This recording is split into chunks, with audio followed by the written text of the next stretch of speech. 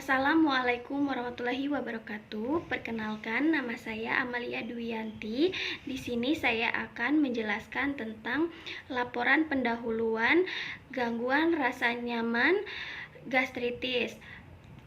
Definisi dari gastritis adalah suatu peradangan permukaan mukosa lambung yang bersifat akut kronik dengan karakteristik anoreksia, rasa penuh tidak enak pada epigastrium.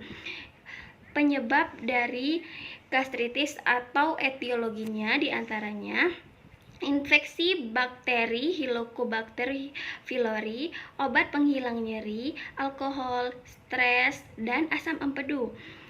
Manifestasi klinis atau tanda dan gejala dari gastritis diantaranya rasa terbakar di lambung yang akan menjadi pada saat sedang makan, mual-mual, muntah, kehilangan nafsu makan, merasa lambung penuh sehabis makan, dan berat badan menurun. Adapun komplikasi dari gastritis diantaranya pendarahan saluran cerna bagian atas yang merupakan kegawat darurat medis, ulkus jika prosesnya hebat, gangguan cairan elektrolit pada kondisi muntah hebat. Pemeriksaan diagnostik yang dilakukan pada gastritis diantaranya tes darah untuk melihat adanya antibodi terhadap serangan Helicobacter pylori. Yang kedua, Tes ini menggunakan tinja sebagai sampel untuk mengetahui adanya infeksi Helicobacter. Yang ketiga, stool test. Uji ini digunakan untuk mengetahui adanya Helicobacter pylori. Yang keempat, endoskopi untuk melihat adanya kelainan pada lambung. Yang kelima, ronsen untuk melihat adanya kelainan pada lambung yang dilihat melalui sinar X. Penataksanaan medis yang dilakukan pada penyakit gastritis meliputi terapi cairan dan terapi obat.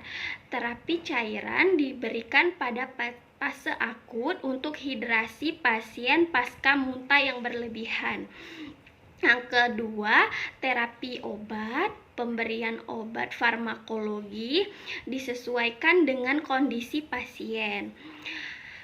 Patofisiologi dari penyakit gastritis adalah orang yang terkena infeksi bakteri Helicobacter pylori dapat mengalami gastritis.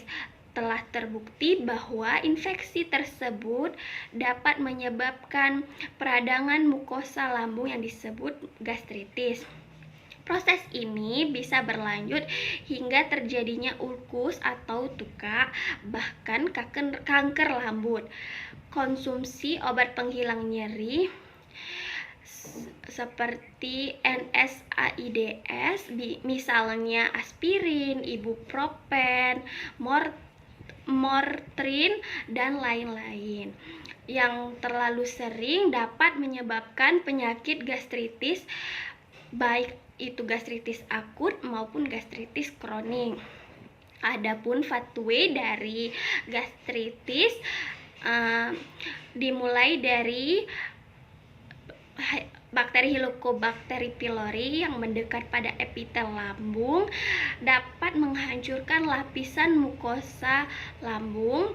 Terjadilah menurunnya barier lambung terhadap asam dan pepsin, sehingga menyebabkan difusi kelainan asam lambung, lalu terjadinya inflamasi dan menyebabkan nyeri pada epigastrium, dan timbullah masalah keperawatan, gangguan rasa nyaman nyeri.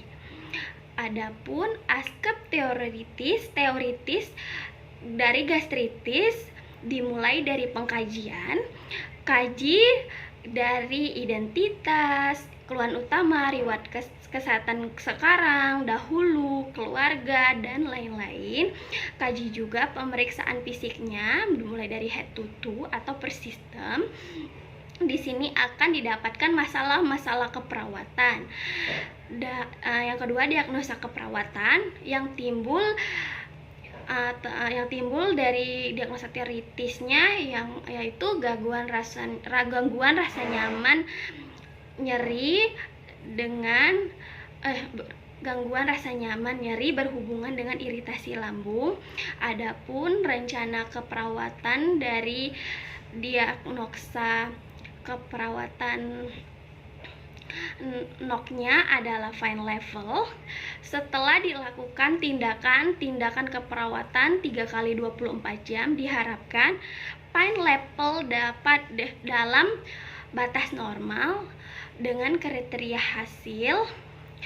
Yang pertama, dapat mengontrol teknik relaksasi, teknik distraksi, posisi efektif, dan pencegahan nyerinya.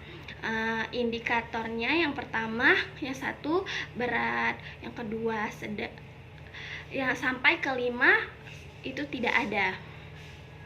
Adapun rencana keperawatan dari gangguan rasa nyaman berhubungan dengan iritasi lambung, yang pertama, lakukan pengkajian nyeri secara komprehensif. Yang kedua, gunakan komunikasi terapeutik untuk mengetahui pengalaman nyerinya. Yang ketiga, monitor tanda-tanda vital pasien. Yang keempat, dorong pasien untuk memonitor nyeri dan menangani nyeri dengan tepat. Dan yang kelima, ajarkan prinsip-prinsip nyeri. Itulah rencana keperawatan yang kita lakukan pada gangguan rasa nyaman nyeri ini. Mungkin itu saja penjelasan laporan pendahuluan dari saya. Saya akhiri, wabillahi taufiq wal hidayah. Wassalamualaikum warahmatullahi wabarakatuh.